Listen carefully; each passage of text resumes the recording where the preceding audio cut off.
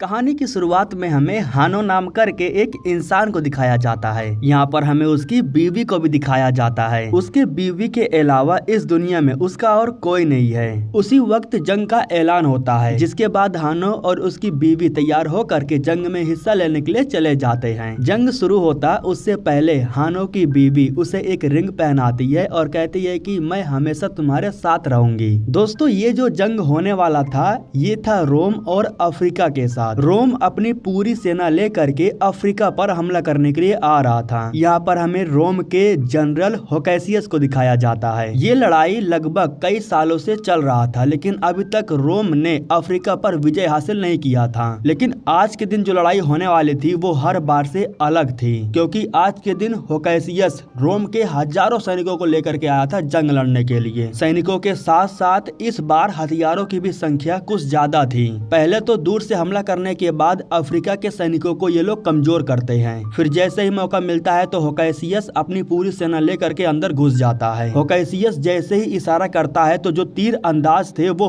हानो की बीवी पर हमला कर देते हैं और इसी वजह से हानो भी कमजोर हो जाता है। इस तरीके से दोस्तों रोम अफ्रीका के ढेर सारे सैनिकों को खत्म करने के बाद फाइनली अफ्रीका के इस पीढ़ी को भी खत्म कर देता है। हानो अपनी बीवी के पास जाता है, जहाँ वो देखता है कि उसकी बीवी मर चुकी थी। इसके बाद अफ्रीका के जो बचे कुछ लोग थे उनको एक जगह पर बैठाने के बाद उनके ही सामने उनके मरे हुए लोगों को जला दिया जाता है। और यहाँ होकैसियस सबसे कहता है कि आज से अफ्रीका पर रोम का राज होगा। अफ्रीका के जो बचे कुछ सैनिक थे उन्हें एक बंदरगाह पर ले जाने के बाद वहाँ बेच दिया जाता है। यहाँ पर दोस्तों हमें मैक्रनस नाम करके एक इंसान को दिखाया जाता है जो इन सभी गुलामों को खरीद लेता है। इसके बाद इन सभी गुलामों को एक खूनी खेल में भेज दिया जाता है आजमाने के लिए कि कौन कितना ज्यादा ताकतवर है। इस खूनी खेल में इनसे लड़ने के लिए खूंखार बंदरों को छोड़ा जाता है। एक बंदर हानो के जो सरदार थे उन पर हमला करके उन्हें खत्म कर देता है और फिर वही बंदर हानो पर भी जाकर के हमला करता है, लेकिन हानो उसे बड़े ही आराम से हरा देता है। लेकिन दोस्तों वैसे ये इतना भी आसान नहीं था। इस खूनी खेल को देखने के लिए ही ढेर सारे लोग पैसे भी देते हैं। उस खूनी खेल में सबसे ज्यादा ताकत दिखाने वाला बंदा हानो था, इसलिए मैक्रनस उसे बाहर निकालता है और अपने एक बलवान इंसान से लड़ने के लिए बोलता है। इसके बाद हानो उससे लड़ता है और उसे भी हरा देता है। यह देख मैक्रनस समझ जाता है कि इस बंदे के अंदर कुछ तो खास बात जरूर है, इसलिए वो हानो को लेकर के अपने दरबार में जाता है और वहाँ वो हानो से कहता है कि तुम्हारे चेहरे पर तुम्हारा गुस्सा साफ साफ दिखाई दे रहा है। आखिर वो कौन है जिससे तुम बदला लेना चाहते हो? जिस पर हानो कहता है कि मुझे रोम के जनरल होकैसियस का कटा हुआ सर चाहिए। मैक्रनस कहता है कि ठीक है, तुम काम करते रहो, तुम्हें उसका कटा हुआ सर जरूर मिलेगा। अब इसके बाद दोस्तों हमें रोम को दिखाया जाता है। जंग को जीत करके वापस आने के बाद होकैसियस के नाम का नारा चारों तरफ गूंज रहा था। इस वक्त रोम की गद्दी पर केटा और उसका भाई कैराकावा था। इन दोनों के इशारों पर ही रोम की पूरी प्रजा नाच रही थी। खैर दोस्तों, रात के समय में होकैसियस जाकर के अपनी बीवी विसीला से मिलता है। अगर आपने इस मूवी का पार्ट 1 देखा है तो आपको पता होगा कि विसीला कौन है, और अगर आप लोगों ने नहीं देखा है तो लिंक मैंने डिस्क्रिप्शन में दे दिया है, आप जाकर के देख सकते हो। यहाँ पर होकैसियस अपनी बीवी से कहता है कि मुझसे अब ये सब कुछ नहीं हो पाएगा। मेरी वजह से एक और पीढ़ी खत्म हो गई। सारे बच्चे रो रहे थे, माता और बहनों की पुकार सुनने के लिए कोई नहीं था। उनके सामने ही मैंने उनके लोगों को मारा और जला दिया। रोम की गद्दी जब तक इन दोनों के हाथों में होगी तब तक ये सब कुछ चलता रहेगा, इसलिए मैं ये सब कुछ अब रोकना चाहता हूँ। मुझसे ये सब कुछ नहीं हो पाएगा। हमें अपने सलाहकारों से बात करके इसका कुछ जल्द ही करना होगा। अगले दिन सुबह में दोस्तों हमें दिखाया जाता है कि मैक्रनस अपने लड़ाकू योद्धाओं को लेकर के रोम आ चुका है। दरअसल वो बलवान योद्धाओं को यहाँ पर इसलिए लेकर के आया था क्योंकि वो शहंशाहों को एंटरटेन करना चाहता था। इन सभी को खुश करने के लिए रोम का एक पहलवान के साथ हानो की लड़ाई करवाई जाती है। दोनों शहंशाहों के कहने पर यह लड़ाई हाथों से नहीं बल्कि चाकू से किया जाता है। शहंशाहों का कहना था कि जो हारेगा वो मरेगा।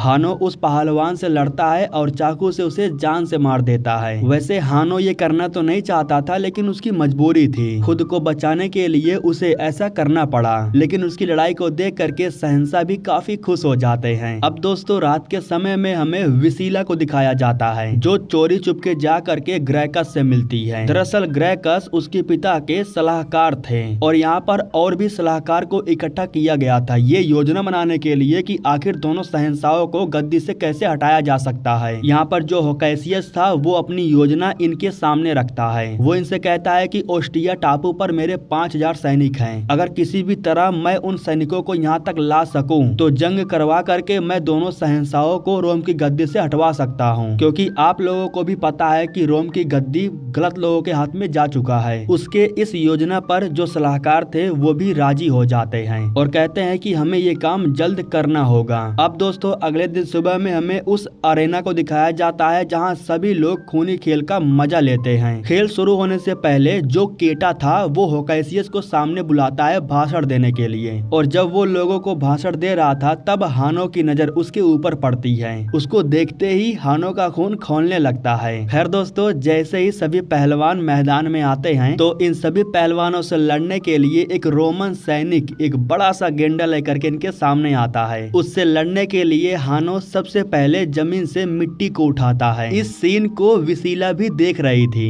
यह देख करके उसे मैक्सिमस की याद आती है, क्योंकि लड़ने से पहले वो भी कुछ ऐसा ही करता था। हानो पर हमला करने के लिए गेंडा उसकी तरफ तेजी से भागता है, लेकिन तभी गेंडा दीवार से जाकर के टकरा जाता है और हार मान लेता है। वैसे दोस्तों ये हानो का बनाया हुआ एक प्लान था। गेंडे को हराने के बाद वो सैनिक पर भी हमला करके उसे जान से खत्म कर देता है। इस तरीके से दोस्तों इस लड़ाई को वो जीत जाता है और पूरी प्रजा हानो का नाम चिल्लाने लगती है। लेकिन दोस्तों अब हानो के बारे में जानने के बाद विसीला खुद को रोक नहीं पाती है। वो अब हानो के बारे में और भी बहुत कुछ जानना चाहती थी। यहाँ पर दोस्तों हमें इस मूवी के पार्ट 1 का एक छोटा सा सीन दिखाया जाता है। पार्ट 1 में जब आखिरी में मैक्सिमस की मौत हुई थी तब उसने लूसियस का नाम लिया था। दरअसल लूसियस विसीला का बेटा था, मतलब कि लूसियस के शरीर में भी शाही खून था। तो जैसे कि उस वक्त रोम की गद्दी पर कोमुडस था, लेकिन जब मैक्सिमस ने कोमुडस को मार दिया तब एकलौता बचा हुआ था लूसियस, और आगे चल करके वही रोम की गद्दी को संभालने वाला था। इसीलिए लूसियस की जान खतरे में थी कि कुछ ऐसे भी लोग थे जो रोम की गद्दी को हथियाना चाहते थे। वो लूसियस को मार करके रोम की गद्दी को हासिल कर सकते हैं।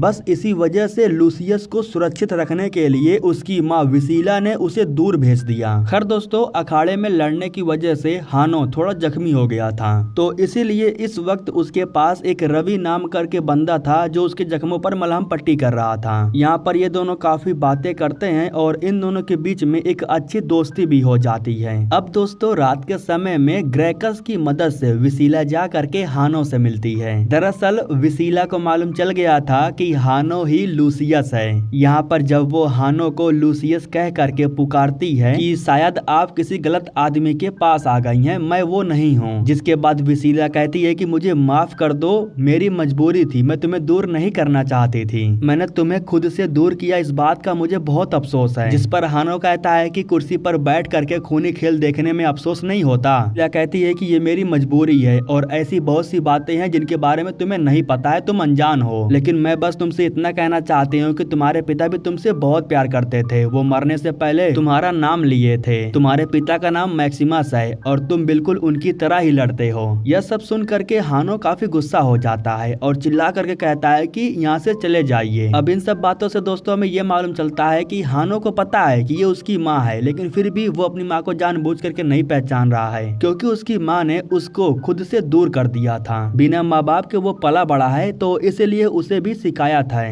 विसीला जैसे ही बाहर आती है तो वो होकैसियस से मिलती है और वो होकैसियस को बताती है कि मेरा बेटा लूसियस जिंदा है, बस वो थोड़ा मुझसे नाराज है, लेकिन कोई बात नहीं, वो जिंदा ही है, इस बात पर मैं बहुत खुश हूँ, लेकिन किसी भी हाल में तुम्हें उसे बचाना होगा। मैं उसे एक बार खो चुकी हूँ और दोबारा नहीं खोना चाहती हूँ। अब दोस्तों अगले दिन सुबह में खेल के मैदान में फिर से खूनी खेल शुरू होने वाला था, और इस बार का जो खेल था वो हर दिन से थोड़ा अलग था। इस बार इन्हें उस योद्धा की तरह लड़ना था जो समुद्र में लड़ते लड़ते मर गया था। हानो अपनी टीम को लेकर के रोमन सैनिकों से लड़ता है। हानो के पास दिमाग था, इसलिए वो बड़ी ही आसानी से रोमन सैनिकों के जहाज को नष्ट कर देता है। जहाज को नष्ट करते ही रोमन सैनिकों पर ये लोग हमला बोल देते हैं। इस लड़ाई के दौरान हानो को जैसे ही मौका मिलता है तो वो तीर कमान उठा लेता है। वैसे तो हानो का पूरा ध्यान होकैसियस के ऊपर था, वो उसे मार करके अपनी बीवी का बदला लेना चाहता था, लेकिन हानो को पीछे से कोई धक्का दे देता है जिसकी वजह से उसका निशाना चूक जाता है। वो तीर होकैसियस को ना लग करके दोनों शहंशाहों के बीच में जो कुर्सी लगी हुई थी गोली उस पर जा करके लग जाती है। बस इसी वजह से आज होकैसियस बच पाया, वरना आज उसका काम तमाम हो जाता।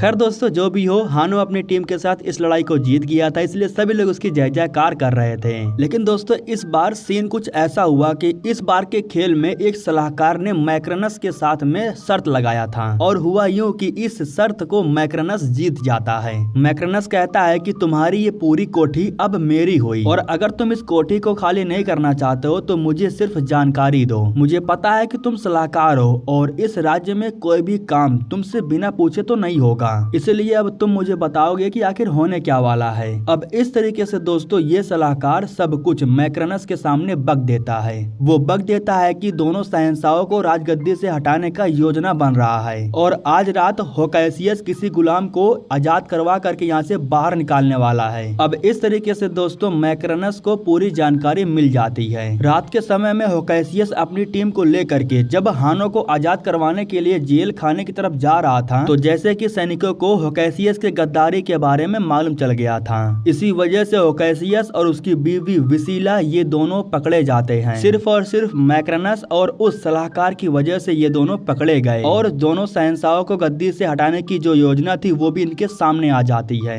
कैराकावा बहुत गुस्सा हो जाता है, वो इसी वक्त इन दोनों को खत्म करना चाहता था, लेकिन तभी जो मैक्रनस था वो केटा से कहता है कि होकैसियस को खूनी खेल में छोड़ दिया जाए, देवता को चुनने दिया जाए कि वो मरेगा या जिंदा रहेगा। केटा भी बड़े ही आराम से उसकी बातों में आ जाता है और कहता है कि ठीक है। अब इधर दोस्तों हमें दिखाया जाता है कि जो रवि था वो हानो के जख्मों पर मलहम पट्टी कर रहा था। इस बीच हानो रवि से उस योद्धा के बारे में पूछता है जिस योद्धा का नाम दीवार पर लिखा तो था लेकिन मिटा दिया गया था। जिसके बाद रवि बताता है कि इस योद्धा का नाम मैक्सिमस था और वो भी तुम्हारी ही तरह काफी ताकतवर था। इसके बाद वो हानो को लेकर के मैक्सिमस के कब्र पर जाता है, जहाँ पर मैक्सिमस को याद करने के लिए उसके शस्त्र और वस्त्र दोनों रखे गए थे। खैर दोस्तों, इसके बाद हमें दिखाया जाता है कि अगले दिन सुबह में फिर से खूनी खेल शुरू होने वाला था। विसीला को कुर्सी से बांध दिया जाता है ताकि वो होकैसियस को अपनी आंखों से मरता हुआ देखे। सबसे पहले होकैसियस से लड़ने के लिए उसके ही 5 सैनिक आते हैं। होकैसियस अपने ही सैनिकों से लड़ता है और इन सब को खत्म कर देता है। लेकिन इसके बाद दोस्तों होकैसियस से लड़ने के लिए हानो को भेजा जाता है। हानो तो पहले से ही इसी दिन का इंतजार कर रहा था।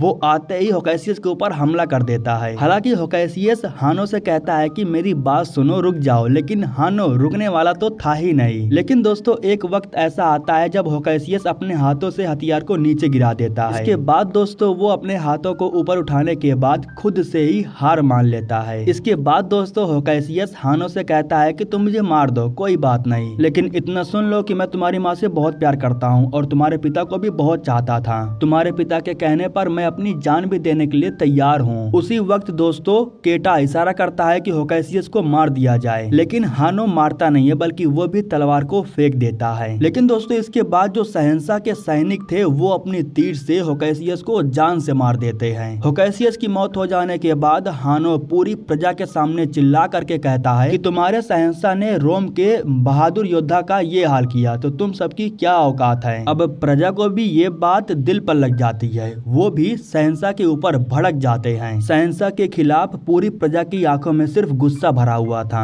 अब दोस्तों रात के समय में मैक्रनस जा करके हानो से मिलता है और उससे कहता है कि क्या हुआ, मैंने तुम्हें मौका तो दिया था लेकिन तुमने उसे मारा ही नहीं। अब अगर तुमने उसे नहीं मारा तो मेरी उसमें कोई गलती नहीं है, मैंने अपने वादे को पूरा किया। मैंने सुना है कि शहंशाहों को राजगद्दी से हटाने के लिए योजना बनाया जा रहा है। वैसे अगर तुम मेरा साथ दो तो हम दोनों मिल करके रोम की गद्दी पर राज कर सकते हैं। रोम के बहादुर सैनिक को शहंशाह ने मार दिया था, बस इसी वजह से रोम की पूरी प्रजा शहंशाहों पर भड़की हुई थी। पूरी प्रजा शहंशाहों को मारने के लिए बाहर आकर के खड़ी थी। इधर जो कैराकावा था वो ये सब कुछ देख करके अपने भाई केटा से कहता है कि ये सब कुछ सिर्फ तुम्हारी वजह से हो रहा है। यह सुन करके केटा भी थोड़ा गुस्सा हो जाता है और वो अपने भाई से थोड़ा बदतमीजी कर देता है। इसी वजह से उसका भाई नाराज हो करके यहाँ से चला जाता है। मैक्रनस कहता है कि कोई बात नहीं, मैं जा करके उससे बात करता हूँ, वो मान जाएगा। लेकिन दोस्तों मैक्रनस कैराकावा से बात करने के लिए नहीं बल्कि उसे भड़काने के लिए गया था। मैक्रनस उससे कहता है कि तुम्हारा भाई बाहर सबको गवाही दे रहा है कि इन सब के पीछे तुम्हारा हाथ है। जिस पर कैराकावा गुस्सा हो जाता है और कहता है कि मैंने कुछ नहीं किया है, सब कुछ भाई की गलती है, उन्होंने ही सब कुछ किया है। मैक्रनस उसे और भड़का देता है। वो उससे कहता है कि अब प्रजा तुम्हें सजा देगी और तुम्हारे बंदर को भी जान से मार देगी। अब दोस्तों कुछ समय के बाद हमें दिखाया जाता है कि जो कैराकावा था वो चाकू लेकर के अपने भाई केटा के पास आता है। वो कहता है कि मेरी कोई गलती नहीं है। इतना कहने के बाद वो अपने भाई के ऊपर ही हमला कर देता है। वो अपने भाई को समझा रहा था लेकिन उसका भाई कुछ समझता ही नहीं है। तभी मैक्रनस आता है और मौके का फायदा उठा करके चाकू की मदद से केटा के गले को ही काट देता है, जिसकी वजह से अब केटा की मौत हो चुकी थी। इधर दोस्तों हमें दिखाया जाता है कि जो विसीला थी वो आकर के अपने बेटे से मिलती है। यहाँ हानो उनसे कहता है कि मैंने उन्हें समझने में देर कर दी। उसी वक्त विसीला मैक्सिमस के दिए हुए रिंग को निकालती है। हानो को वो रिंग देते हुए कहती है कि ये रिंग तुम्हारे पिता की है। वो हानो को ये भी बताती है कि ये सब कुछ होकैसियस की मजबूरी थी। वो कुछ करना तो नहीं चाहता था लेकिन शहंशाहों की वजह से उसे सब कुछ करना पड़ रहा था। दोनों शहंशाहों को गद्दी से हटाने के लिए उसने एक योजना बनाई थी। ओस्टिया बंदरगाह पर उसके 5000 सैनिक थे और उन्हीं सैनिकों के जरिए वो शहंशाहों से लड़ करके उन्हें राजगद्दी से हटवाने वाला था ताकि रोम में एक बार फिर से शांति आ सके। खैर दोस्तों अब इसके बाद हानो अपनी माँ को गले लगाता है और फिर उसकी माँ यहाँ से चली जाती हैं। अब दोस्तों इधर हमें दिखाया जाता है कि केटा की मौत हो जाने के बाद कैराकावा एक नया नियम बना रहा था। वो सभी सलाहकारों के सामने कहता है कि अब यहाँ का पूरा देखभाल मैक्रनस करेंगे। किसी काम को करने से पहले मैक्रनस से सलाह लिया जाएगा। मैक्रनस ने डिसाइड कर लिया था कि वो रोम की गद्दी पर बैठ करके रहेगा, इसीलिए वो राजनीति कर रहा था। यहाँ तक कि वो विसीला को भी कैदखाने में बंद करवा देता है। वो विसीला से कहता है कि तुम मुझे नहीं पहचानोगे लेकिन मैं तुम्हारे पिता को अच्छे से पहचानता हूँ। उनके दिए हुए घाव अभी भी मेरे शरीर पर है। कल के खूनी खेल में ना तो तुम बचने वाली हो और ना ही तुम्हारा बेटा। इधर जो हानो था वो रवि को अपने पास बुलाता है। वो रवि से कहता है कि तुम्हें एक बहुत खास काम करना है। इतना कहने के बाद वो मैक्सिमस का रिंग देता है और कहता है कि ओस्टिया टापू पर जाओ, वहाँ के जनरल को ये रिंग दिखाना और उनसे कहना कि मैक्सिमस के बेटे लूसियस ने 5000 सैनिकों को यहाँ आने के लिए कहा है। इसके बाद वो रवि से पूरे जेल खाने की चाबी भी ले लेता है। रात भर घुड़सवारी करने के बाद अगले दिन सुबह में वो ओस्टिया जाकर के पहुँचता है और यहाँ का जो जनरल था उसे वो रिंग दिखाता है। रिंग पर मैक्सिमस लिखा हुआ था, जिससे वो समझ जाता है कि ये बात बिल्कुल सही है। फिर वो अपने 5000 सैनिकों को लेकर के रोम की तरफ रवाना होता है। इधर दोस्तों खूनी खेल शुरू होने से पहले सभी लोगों को जेल खाने से बाहर निकाला जा रहा था, लेकिन ये लोग उन्हें बाहर निकालते उससे पहले ही सभी पहलवान आजाद हो जाते हैं, क्योंकि रात के समय में रवि ने चाबी दे दिया था। सभी पहलवान आजाद होते ही सैनिकों पर हमला बोल देते हैं। हानो भागते हुए अपने पिता के कब्र पर जाता है। इसके बाद वो अपने पिता के शस्त्र और वस्त्र दोनों को लेने के बाद बाहर लड़ने के लिए आ जाता है। बाहर आने के बाद हानो देखता है कि सभी सलाहकारों के साथ उसकी माँ को भी बांधा गया है। यहाँ के जो सैनिक थे वो हानो पर हमला करते उससे पहले हानो की पूरी टीम यहाँ पर आ जाती है उसका साथ देने के लिए। तभी यहाँ का जो मंत्री था वो मैक्रनस को बताता है कि 5000 सैनिक हमारे तरफ आ रहे हैं, उन्हें रोकने के लिए हमें द्वार पर जाना होगा वरना हम कमजोर पड़ जाएंगे। इसी बीच दोस्तों यहाँ की जो प्रजा थी वो भी भड़क जाती है, जिसके बाद प्रजा भी सैनिकों पर हमला कर देती है और फिर सभी सैनिकों को मैदान में उठा करके फेंकने लगती है। इस बीच मैक्रनस को जैसे ही मौका मिलता है तो वो कैराकावा को जहर दे करके उसे जान से मार देता है। उसको खत्म करने के बाद वो तीर और कमान उठाता है और निशाना लगा करके विसीला को भी खत्म कर देता है। मरने से पहले वो हानो से कहती है कि जाओ और बदला लो। इधर दोस्तों जो मैक्रनस था वो घोड़े पर सवार होकर के द्वार पर चला जाता है। एक तरफ लूसियस की पूरी 5000 सेना थी और दूसरी तरफ उतना ही सेना रोम की तरफ से थे। इन दोनों सेनाओं के बीच में लड़ाई शुरू होती उससे पहले यहाँ पर हानो आ जाता है और सबको रोक देता है। वो सीधा जाकर के मैक्रनस के ऊपर हमला कर देता है और इस तरीके से इन दोनों के बीच में फाइट शुरू हो जाती है। फाइट के दौरान मैक्रनस हानो को पानी में धक्का दे देता है, लेकिन इसी बीच हानो को मौका मिल जाता है और वो मैक्रनस के हाथों को तलवार को छीन लेता है। उसके तलवार को छीनने के बाद वो उसके हाथों पर हमला करके उसके हाथों को काट देता है और फिर उसके पेट में चाकू घुसा करके उसे जान से मार देता है। इसके बाद वो बाहर आता है और दोनों तरफ के सैनिकों से कहता है कि ये लड़ाई बंद करो, हम मिल करके एक साथ रोम में शांति ला सकते हैं। आखिर कब तक ये मार काट ऐसे ही चलता रहेगा? अगर तुम सब साथ दो तो हम रोम को ख्वाब की तरह सजा सकते हैं और एक नई दुनिया बसा सकते हैं और इस दुनिया में सिर्फ सुख शांति और एक दूसरे के खिलाफ में प्यार मोहब्बत होगा। सभी सैनिक उसकी बातों पर सहमत हो जाते हैं और उसका साथ देने के लिए तैयार हो जाते हैं। इस तरीके से दोस्तों रोम में शांति शांति का माहौल बनता है। कहानी के लास्ट में हमें दिखाया जाता है कि हानो अपने माता पिता को याद करते हुए उनसे बात करने की कोशिश करता है। और इसी के साथ दोस्तों ये कहानी यहीं पर खत्म हो जाती है।